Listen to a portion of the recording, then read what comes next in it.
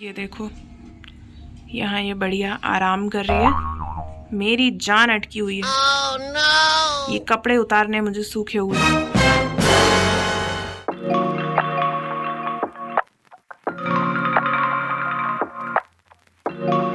Hello ji, good morning and welcome back to my channel. I am doing good, I hope you all are doing great.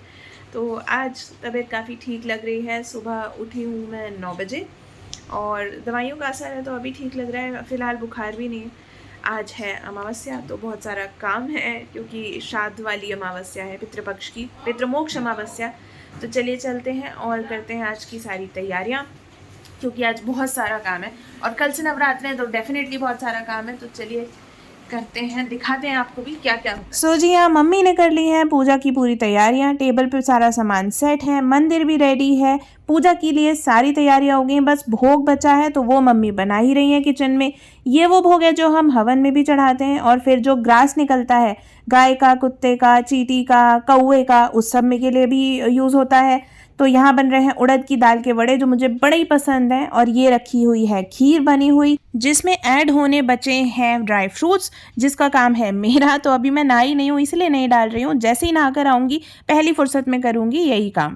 तो ये हो रही हैं तैयारियां और आज मेड को हमने बुला लिया था जल्दी सुबह सुबह, तो वो 8 बजे आके झाड़ू पोछा बर्तन सारी साफ़ सफाई कर गई है, क्योंकि जब तक गैस साफ़ नहीं होती तो खाना कैसे बनता।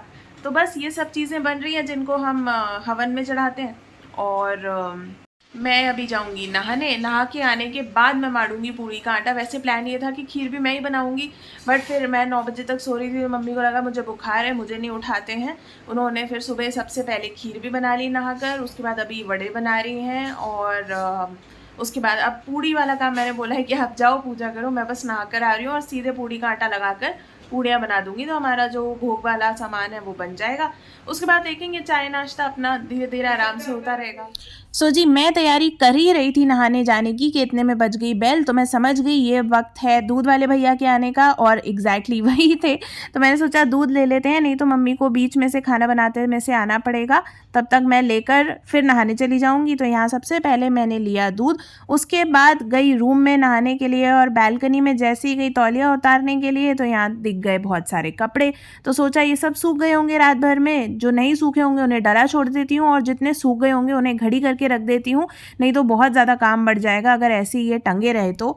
और इतने में ही सुबह सुबह मुझे दर्शन हो गए छिपकली जी के। ये देखो, यहाँ ये बढ़िया आराम कर रही है। मेरी जान अटकी हुई है। oh, no! ये कपड़े उतारने मुझे सूखे हुए। तो जी जैसे तैसे डर के आगे जीत है वाला नारा मन में सोच के मैं निकल गई कि अब जो होगा देखा जाएगा। ज़्यादा से ज़्यादा ज़ोर से चिल्ला दूंगी, लोग हैरान हो जाएंगे, लेकिन मेरा काम तो होगा नहीं। तो ऐसे टाइम वेस्ट करती रही तो ना कपड़े ला पाऊंगी बाहर से धुले हुए, ना नहाने जा पाऊंगी और ना पूजा में टाइम पर पहुंचूंगी, फिर पड़ेगी मुझे मम्मी से डांट। तो बस इसी जोशो खरोश में मैं निकल गई। सारे धुले हुए कपड़े जो सूख गए थे उन्हें एक एक करके अंदर लाने में, जितने ज़्यादातर सूख गए थे उन सबको मैं अंदर ले आई, जो थोड़े बहुत गीले थे या फिर छिपकली के पास वाले एरिया में थे उन सबको मैंने एज इट इज टंगा हुआ छोड़ दिया, और जितने भी कपड़े अंदर लाई थी उनको हाथों हाथ फटाफट घड़ी कर लिया ताकि कोई भी काम बाद के लिए पेंडिंग ना रह जाए।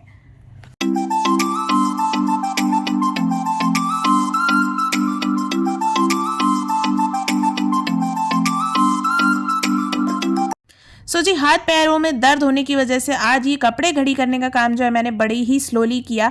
काश जितना फास्ट फॉरवर्ड में आपको दिख रहा है उतनी जल्दी मैं कर पाती तो मैं इससे चौगुने काम कर लेती, बट कोई नहीं, धीरे धीरे करते करते भी सारे कपड़े हो गए घड़ी। उसके बाद मैं चली गई नहाने के लिए।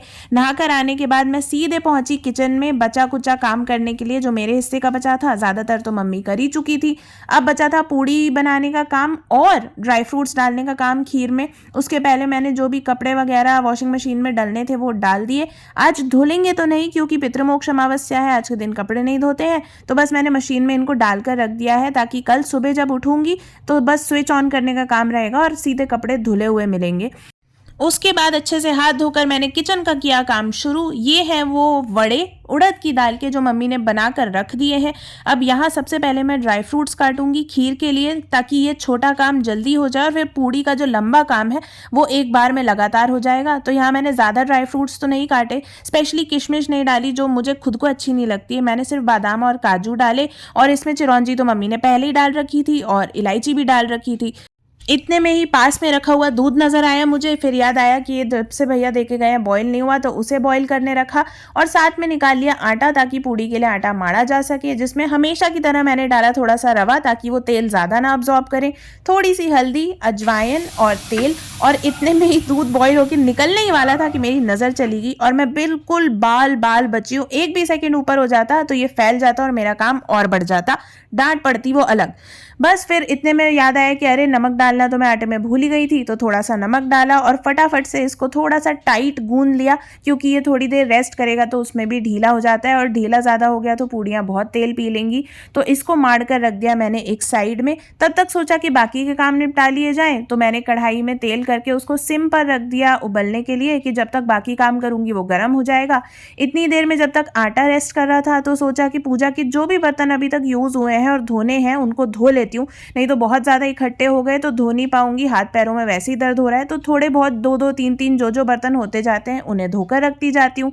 फिर सोचा दही बड़े तो खाने मिल नहीं रहे, तो यहाँ पर थोड़ा सा बूंदी का ही रायता बना ले, क्योंकि दही बड़े में ये प्रॉब्लम है कि वो पसंद बहुत आते हैं ना मुझे, तो उसको मैं 4, 5, 6 कितनी भी क्वांटिटी खा सकती हूँ, और उससे ज़्यादा दही अंदर चला जाएगा तो फिर सर्दी जुकाम ये सब होगा। तो रायता तो एक कटोरी से ज़्यादा क्या ही खाएगा इंसान, इसलिए मम्मी ने भी कहा चलो ठीक है बना लो, क्योंकि सब्जी जो थी वो सूखी थी आज खाने में, गोभी आलू, तो उसके साथ तो कुछ रसे का लगता है, इसलिए raita was the best option available. तो यहाँ रायते की तैयारी मैंने शुरू की, जिसमें ज़्यादातर दही ले लिया मैंने, सिर्फ जामन के लायक छोड़ा, और इसमें मिला लिया काला नमक, सादा नमक, भुना हुआ जीरा, लाल मिर्च और हरी मिर्च डालना भूल गई थी मैं, जो मैंने बाद में डाली धोकर काट कर। इतने में सोचा अब यहाँ खड़ी ही हूँ तो दही भी जमा देती हूँ, तो एक तरफ दूध बॉईल होने के लिए रख दिया और फिर इस फेंटे हुए दही में डालकर रख दी बूंदी, और थोड़ा ज़्यादा सा पानी, क्योंकि बूंदियाँ जब पानी पी लेती हैं फूल जाती हैं तो फिर रायते में बहुत ज़्यादा गाढ़ापन आ जाता है और फिर वो अच्छा नहीं लगता। बस इतने में मेरा दूध भी यहाँ पर बॉईल हो चुका था जो मैंने गैस पे रखा था दही जमाने के लिए, तो फटाफट से उसको दही जमाने के लिए रख दिया, और इतने में आटा भी अच्छे से रेस्ट करके फूल चुका था, तो इसकी लोइयाँ जो हैं वो बनाकर रख ली, ताकि एक बार स्पीड में सारी बेल कर रख लूँगी और फटाफट से तल दूँगी, तो मेरा बिल्कुल भी टाइम वेस्ट नहीं होगा।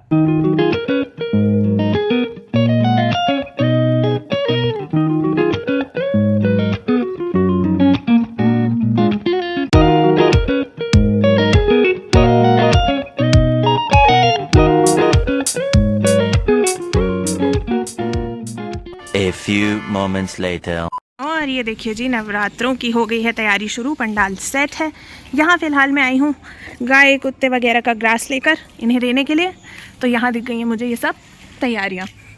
ये है जी मंडप जहाँ होगी देवी की स्थापना, पंडाल, और ये है उसके पूरे बाहर की डेकोरेशन।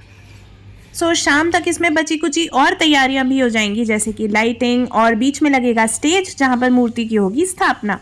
तो ये सब देखने के बाद मैं पहुंची गेट पर, जहाँ पे मैंने गाय का ग्रास रख दिया क्योंकि गाय नहीं मिली, और फिर मुझे याद आया कि अरे नवरात्रे हैं कल से और नारियल तो लिया ही नहीं है, तो मैं पहुंच गई दुकान पर नारियल लेने, बट अनफॉर्चुनेटली नारियल वहां भी नहीं था, तो वो आएगा शाम को, तो आना पड़ेगा मुझे दोबारा शाम को। तो जी ग्रास देने गई थी, गाय तो मिली नहीं, दूर दूर तक देखा, कुत्ता मिला, पहले उसने सूंगा छोड़ दी, फिर उठाया दौड़ के ले गया कहीं वहां रख दी, फिर दौड़ के उठा के ले गया, पता नहीं उसने क्या किया, चिड़िया का रख दिया, चींटी का रख दिया। अब पहुंचते हैं घर। तो घर आते ही सबसे पहले मैंने लगाई खाने की थाली, जिसमें था रायता, गोभी आलू की सब्जी, पूड़ी, उड़द के वड़े और ज़रा सी खीर, क्योंकि खीर मुझे पसंद नहीं है, तो मैंने बस प्रसाद वाली कटोरी में से थोड़ा सा प्रसाद ले लिया है थाली में। और अभी थोड़ी ही देर पहले जब मैं दुकान गई थी तो मैंने आपको दिखाया था मौसम कितना साफ था, एकदम खुला हुआ आसमान था, और अभी मुश्किल से 20 मिनट भी नहीं हुए हैं कि आप देख सकते हो पूरे आसमान में घने बादल नज़र आ रहे हैं, और ये चारों तरफ से आ रहे हैं, हवा ज़रा सी भी नहीं चल रही है, तो मुझे तो नहीं लगता कि उड़ के जाने वालों में से हैं, ये भी जरूर बरसेंगे। 3 hours later. सो जी हो गई है शाम और अब मैं खा रही हूँ अपनी दवाई का दूसरा डोज, क्योंकि लंच मैंने कर लिया है। हालांकि लंच थोड़ा सा लेट हो गया था, बट स्टिल मेरा डोजेज मिस नहीं हुआ है, अभी भी ऑन टाइम है। तो मैंने दूसरे समय का डोज भी खा लिया है आज का। और अब मैं आ गई हूँ वापस शाम को दुकान वो नारियल लेने के लिए जो सुबह मुझे नहीं मिला था। और यहाँ मुझे अच्छा नारियल भी मिल गया, साथ में दिख गए थोड़े से डॉगीज, तो सोचा इनको भी बिस्किट खिला देते हैं। और जब तक मैं इन्हें बिस्किट खिला ही रही थी कि अचानक से शोर मचा, सांप सांप सांप। और जैसे ही देखा तो देखिए क्या हुआ।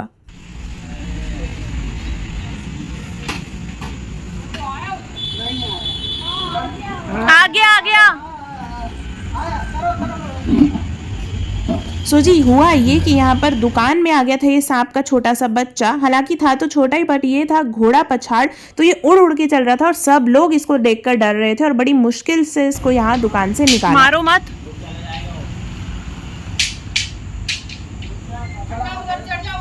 2000 years later.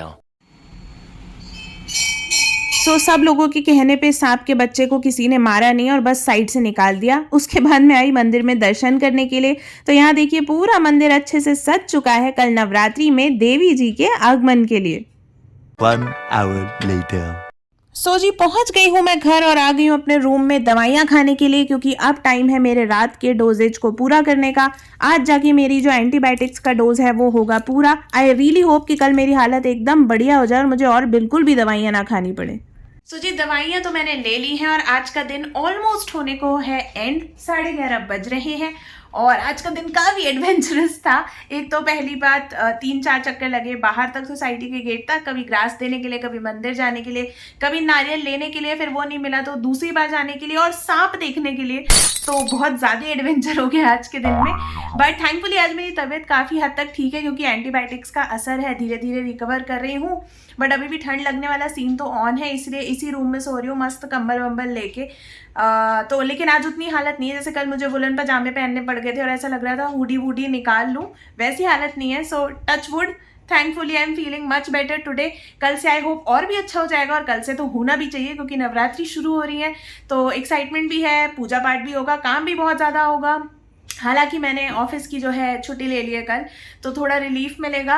अगर पूजा में ज़्यादा एनर्जी लगेगी तो मैं यहाँ से अपनी एनर्जी सेव कर लूँगी काम के एंड से। तो बस आज का दिन काफ़ी अच्छा रहा। अब इस व्लॉग को करते हैं एंड। आई होप ये व्लॉग आपको अच्छा लगा होगा, अगर लगा हो तो लाइक कर दीजिएगा और अगर चैनल सब्सक्राइब नहीं किया है तो वो भी कर लीजिएगा। इसी के साथ इस व्लॉग को करती हूँ एंड। मिलूंगी नेक्स्ट व्लॉग में। Till then take care and bye.